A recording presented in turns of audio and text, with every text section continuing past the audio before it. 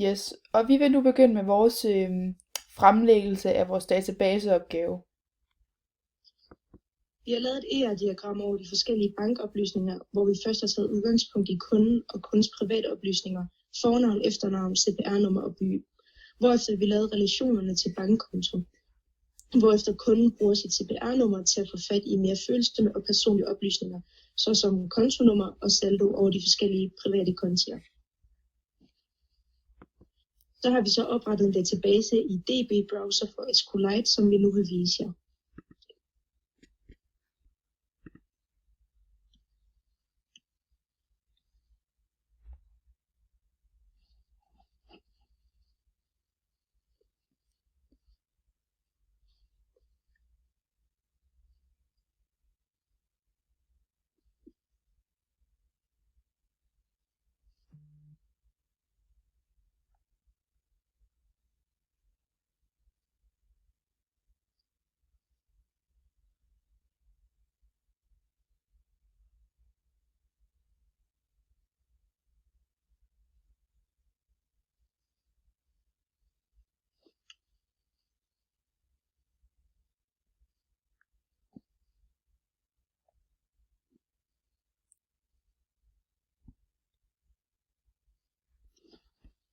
Ja. Og herefter har vi også lavet en video, hvor vi beviser, at vi kan tilføje, slette og rette i dataen i vores databasesæt. Og den kommer lige her. Og til at starte med, vælger vi at tilføje noget data.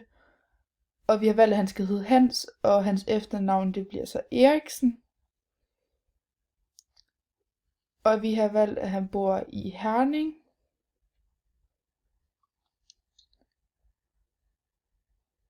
Yes. Og han bor på Nørregade 10. Og det er så 7400, der er vores postnummer. Og vi har valgt, at hans fødselsdato det er 02 11 73. Og hans CPR-nummer er 56 41. Og efter det, så valgte vi også at vise, at vi kan slette data. Og det gør du ved at klikke på en af navnene, og så trykker på sletteknappen heroppe, som lige anvist. Og for at rette i dataen, dobbeltklikker vi på det ønskede felt, vi gerne vil rette, og så ændrer vi det så. Yes. Det var lige det. Yes. Og efter det, så valgte vi at lave en bankkonto, og vi har, eller en bankapp, og vi har valgt at kalde den for Bank Nord. Og forsiden den ser således ud. Man starter med at logge ind, og det kan både ske ved, at man bruger sit Touch ID, hvis man tidligere har logget ind på bankappen. Og ved begyndelse af brug af appen, skal man først logge ind med sit NemID. Når man kommer ind på bankappen, så kan man se ens betalinger og lønkonto og ens kortoplysninger. Og så kan man se overblik over sin konto, hvilket er den næste side. Man kan lige trykke på en af de her små ikoner hernede i bunden af siden. Og så kommer man ind til de forskellige kontooversigter, hvor efter man også skal gå ind under appens service, hvor der kommer nogle forskellige muligheder, man kan trykke på, hvis man har brug for noget hjælp. Og til sidst, så har man mulighed for at ringe og skrive til selve appen eller banken, hvis man har brug for det. Yes.